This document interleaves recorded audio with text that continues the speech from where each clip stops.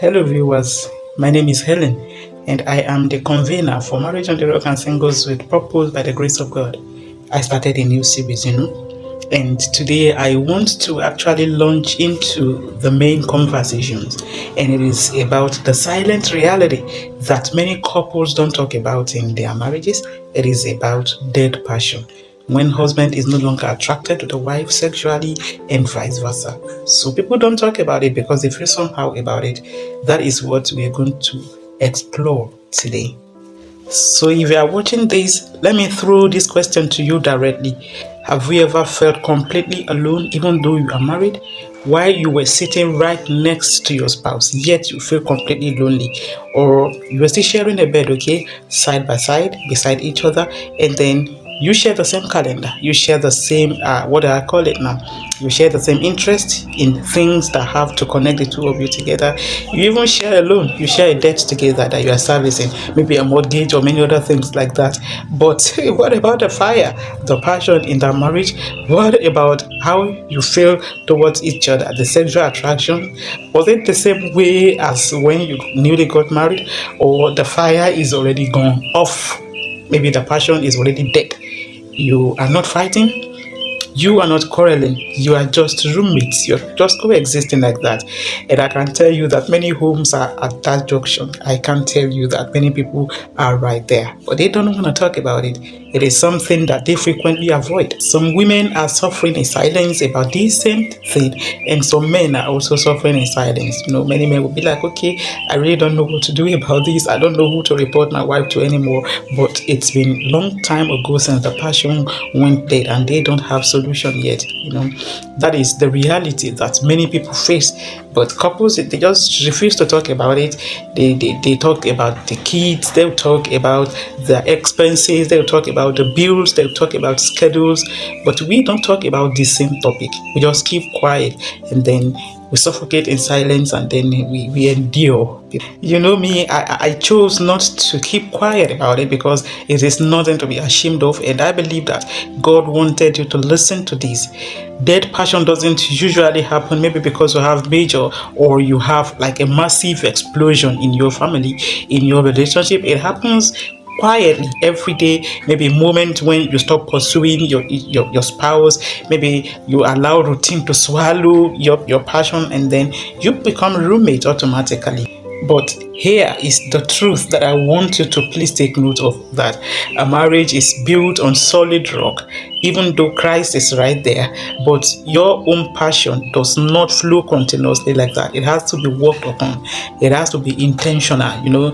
That foundation that was built at the beginning, where everything is on spark, the butterflies are there, might not be able to last forever. So passion isn't just like maybe the emotion that you want to feel. It is like a fire that you will actively choose to rebuild together on daily basis. So if you watching this one, if you are tired of just coexisting with your significant other, and you are ready to bring the warmth back into your connection, you are not alone. It is possible, and this series is meant for you. Do you know the reason why you are not talking about this? Do you know why men don't like talking about this? Maybe you, as a woman, you've been constantly rejecting your husband over and over again. Your husband won't come to you again because he would be afraid of rejection, and he would be afraid of being vulnerable before you. He has pleaded, he has begged you with heaven and earth, and then nothing is changing. He won't keep telling you because your lack of intimacy, like it's the deepest thing that could happen to him, and his vulnerability, he has exposed everything. He wanted to reconnect, and you chose not to reconnect. Of course, he might be afraid of rejection, or vice versa. She might be afraid of being rejected, so she'll close up. Then passion went dead. Why aren't we talking about passion that is dead in our marriage? It could be because of the heavy burden of culture, the taboos. Don't speak about this. In so many traditional cultures, sex is treated as highly private, a taboo subject that you dare not speak about. But many individuals, I can tell you, they grew up without healthy models for discussion about intimacy in marriage. Many people might even think it is not necessary. Some people will say, is it food? It is not compulsory to them because they lack the right mentorship when they were about to get married. So, and then the culture will now place like a heavy, like a tab on it. You don't discuss it. So you chose to suffer in silence. See, this is not correct. You don't need to keep silent about it anymore. We can look out for a solution together. It could be because of guilt, maybe blame, or maybe some invisible scorecards. Maybe you have so many unresolved differences and then passion fades. It went to the background, no longer active. One partner may feel rejected, okay, so all the time. And then the other one might say, okay, since he doesn't want me, then I'll call back in and be all by myself. The sparks is gone. You choose to be silent so that you can avoid these painful conflicts between you and your significant other. No, there is no need for that. There is solution, please. Some people are just so ashamed to admit that they have been living as roommates with their significant other. It is not everybody that will be able to come open and say, okay, I and my spouse have been roommates for so long period of time, but nevertheless, they are not functioning well. There are many couples today that they already prioritize duty over intimacy. Many family are just, okay, it is just about work, it's about provision, it's about finances, it's about raising children, it's about paying bills, and then their extended family, yes, we need to manage them as well. And then they forgot a major part of their relationship, which is sexual intimacy. That is misplaced priority.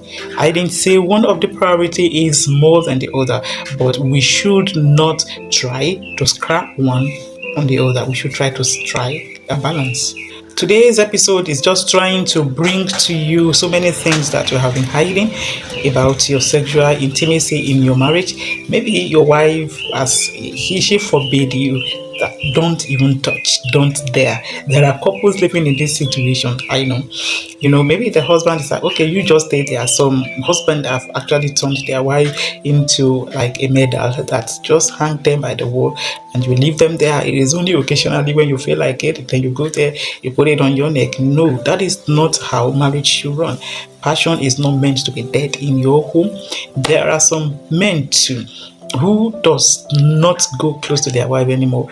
There are some women who are dying in silence. Okay, there are some women who get punished at every offenses. Each time their spouse is not feeling good, each time he's offended, he punishes her. That is the major thing that most men does. That some women too would say, okay, the moment you are angry, then you close up. All these suffering and suffocations are what we go through in marriages, but we don't really need to keep quiet about it. And if you have been quiet about it, that is the reason why I am speaking on your behalf. So if you fall into the categories of these, you can share this with your significant other. Let him watch, let her watch, so that your home can become whole again.